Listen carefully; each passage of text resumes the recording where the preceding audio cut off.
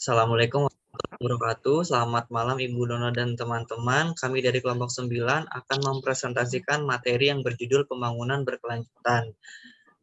Anggota di sini ada saya Muhammad Asegaf, Meliana Rismawati, Atika, dan Rahmadaniar. Next. Beberapa materi yang akan kami jelaskan yaitu yang pertama, latar belakang hadirnya pembangunan berkelanjutan, pengertian dan konsep pembangunan berkelanjutan, tujuan, prinsip, serta indikator dari pembangunan berkelanjutan, yang terakhir pembangunan berkelanjutan di Indonesia. Next. Materi yang pertama akan disampaikan oleh Saudara Atika, waktu dan tempat dipersilakan. Saya akan menjelaskan tentang latar belakang hadirnya pembangunan berkelanjutan. Pembangunan berkelanjutan. Berbagai negara saat ini merupakan potret dari Sustainability Government Development atau SDGs yang memiliki 17 tujuan utama sebagai tujuan global pembangunan 2030. Pembangunan berkelanjutan bertujuan untuk meningkatkan kualitas dan kesejahteraan hidup manusia melalui 3P. Next. Latar belakang hadirnya pembangunan berkelanjutan. Pembangunan berkelanjutan sudah dimulai sejak Malthus pada tahun 178 mengkhawatirkan ketersediaan lahan di Inggris akibat ledakan penduduk yang pesat. 1,5 abad kemudian, perhatian terhadap keberlanjutan ini semakin menguat setelah Meadow dan kawan-kawan pada tahun 1972 menerbitkan publikasi yang berjudul The Limit to Grow. Next. Beberapa pertemuan yang membahas mengenai pembangunan ekonomi yang memperhatikan kelestarian lingkungan. Yang pertama, pada tahun 1972, PBB menyelenggarakan Conference on the Human Environment di Stockholm, Swedia yang dihadiri 113 negara dunia yang membentuk UNEP dan menghasilkan kesepakatan bahwa perlu adanya pertimbangan masalah lingkungan dalam program pembangunan yang dijalankan. Yang kedua, pada tahun 1984, PBB membentuk Komisi Brundtland yang bertujuan memeriksa masalah lingkungan dan pembangunan dunia secara kritis dan merumuskan solusinya. Pada tahun 1987, PBB melalui World Conference on Environment and Development atau WCED. Dalam laporan tersebut, pembangunan berkelanjutan didefinisikan sebagai proses pembangunan untuk memenuhi kebutuhan pada masa sekarang dengan tidak mengorbankan kemampuan generasi yang akan datang untuk memenuhi kebutuhannya. Yang keempat, pada tahun 1992, PBB menyelenggarakan United Nations on the Environment and Development atau UNCED yang dihadirkan 178 negara dunia sebagai penegasan ulang dan pengembangan deklarasi Stockholm. Next. Yang kelima, pada September 2000, PBB menyelenggarakan pertemuan Millennium Summit di New York. Pertemuan ini menghasilkan rumusan Millennium Development Goals atau MDGs yang disepakati 189 perwakilan negara anggota PBB yang berisi 8 tujuan MDGs sampai dengan tahun 2015. Yang keenam, pada tahun 2002 diselenggarakan konferensi tingkat tinggi dunia mengenai pembangunan berkelanjutan di Johannesburg, Afrika Selatan. KTT ini ditekankan pada Plan of Implementation yang mengintegrasikan elemen ekonomi, ekologi, dan sosial yang didasarkan pada tata penyelenggaraan pemerintahan yang baik atau good governance. Pada tahun 2012, konferensi Rio +20 di Brazil yang merupakan sebuah konferensi sebagai bentuk dari tindak lanjut atas konferensi PBB tentang lingkungan dan pembangunan atau KTT Bumi yang pernah diselenggarakan di kota yang sama pada tahun 1992. Yang terakhir, pada 25 September 2015, MDGs berakhir lalu disahkan Sustainable Development Goals atau SDGs di markas PBB sebagai kelanjutan dari MDGs. Sebanyak 193 negara bersepakat.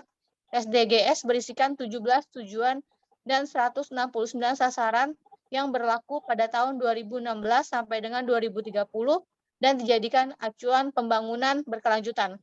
Next.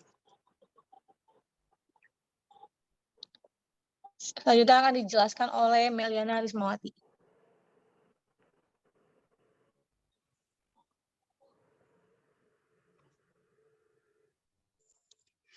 Oke, saya akan melanjutkan poin B, yaitu pengertian dan konsep pembangunan berkelanjutan. Menurut tokoh Ami Jojo, pembangunan merupakan suatu proses perubahan sosial berencana karena meliputi berbagai dimensi untuk mengusahakan kemajuan dalam kesejahteraan ekonomi, modernisasi pembangunan bangsa, wawasan lingkungan, dan bahkan peningkatan kualitas manusia untuk memperbaiki kualitas hidupnya. Menurut Undang-Undang Nomor 32 Tahun 2009, pembangunan berkelanjutan adalah upaya sadar dan terencana yang memadukan aspek lingkungan hidup, sosial, dan ekonomi ke dalam strategi pembangunan untuk menjamin kebutuhan lingkungan hidup serta keselamatan, kemampuan, kesejahteraan, dan mutu hidup generasi masa kini dan masa depan. Next.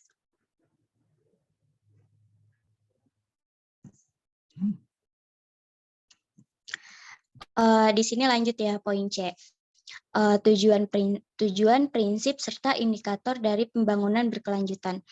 Pembangunan berkelanjutan merupakan proses pembangunan yang mengoptimalkan manfaat dari sumber daya dengan pembangunan. Menurut Elin Salim, konsep pembangunan berkelanjutan adalah suatu proses pembangunan yang mengoptimalkan manfaat dari sumber daya alam serta sumber daya manusia dengan menyerasikan sumber alam dengan manusia dalam pembangunan.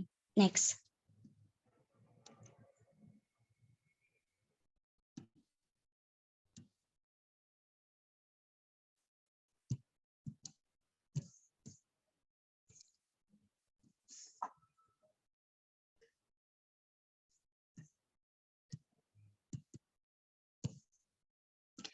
Terdapat 17 pembangunan berkelanjutan, yaitu 1.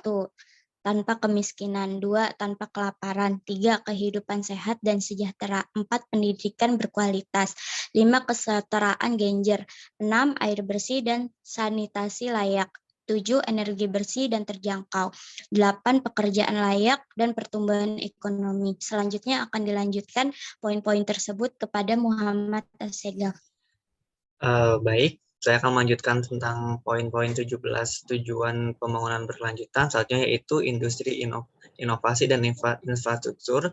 Selanjutnya berkurangnya kesenjangan, kota dan komunikasi berkelanjutan, konsumsi dan produksi yang bertanggung jawab, penanganan perubahan iklim, ekosistem laut, perlindungan dan penggunaan samudra, ekosistem darat, perdamaian, dan kemitraan untuk mencapai tujuan. Next. Selanjutnya saya akan menjelaskan mengenai indikator pembangunan berkelanjutan. Yang pertama, berkelanjutan ekologis.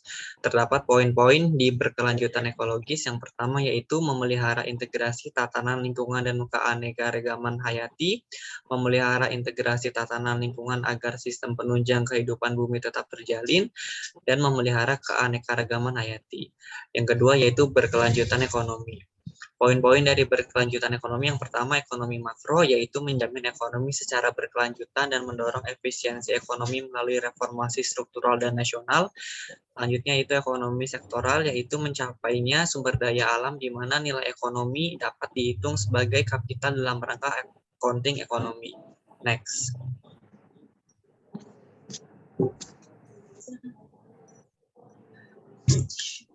Yang berikutnya yaitu berkelanjutan sosial budaya, diantaranya ada stabilitas penduduk, pemenuhan kebutuhan dasar manusia, mempertahankan keanekaragaman budaya, dan mendorong partisipasi masyarakat lokal dalam pengambilan keputusan.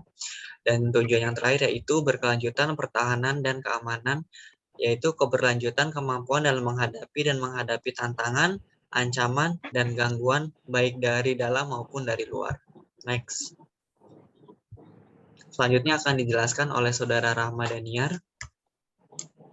Saya akan menjelaskan tentang pembangunan berkelanjutan di Indonesia. Pembangunan berkelanjutan di Indonesia merupakan upaya yang terencana dengan memadukan aspek lingkungan hidup, sosial, dan ekonomi dalam suatu strategi pembangunan untuk menjamin keutuhan lingkungan hidup serta keselamatan, kemampuan, kesejahteraan, dan mutu hidup generasi masa kini dan generasi masa depan. Pemerintah Indonesia melaksanakan pembangunan berkelanjutan sesuai dengan aturan RPJMN tahun 2020 sampai dengan 2024, di mana pembangunan berkelanjutan telah ditetapkan sebagai salah satu aspek yang bertujuan untuk memberikan akses pembangunan yang adil dan inklusif, serta menjaga lingkungan hidup. Dengan demikian, pembangunan berkelanjutan diharapkan mampu untuk meningkatkan kualitas kehidupan dari satu generasi ke generasi berikutnya. Next. Di Indonesia sendiri saat ini sudah melakukan berbagai upaya pembangunan berkelanjutan, yaitu contohnya yang pertama ada pembangunan beberapa gelanggang olahraga baru, seperti pembangunan sirkuit Mandalika, Stadion JIS, tujuannya untuk menarik lebih banyak wisatawan, baik dalam maupun wisatawan luar negeri, yang juga dapat meningkatkan perekonomian bagi masyarakat sekitarnya. Yang kedua ada revitalisasi dan perbaikan beberapa tempat wisata seperti revitalisasi Taman Mini Indonesia Indah, GWK di Bali, dan sebagainya untuk mendukung kegiatan G20 beberapa waktu yang lalu. Itu merupakan langkah pemerintah dalam upaya untuk pembangunan berkelanjutan di Indonesia.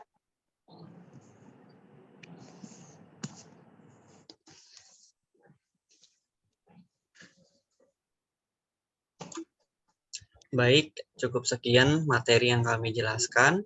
Mohon maaf jika ada kesalahan. Terima kasih. Wassalamualaikum warahmatullahi wabarakatuh.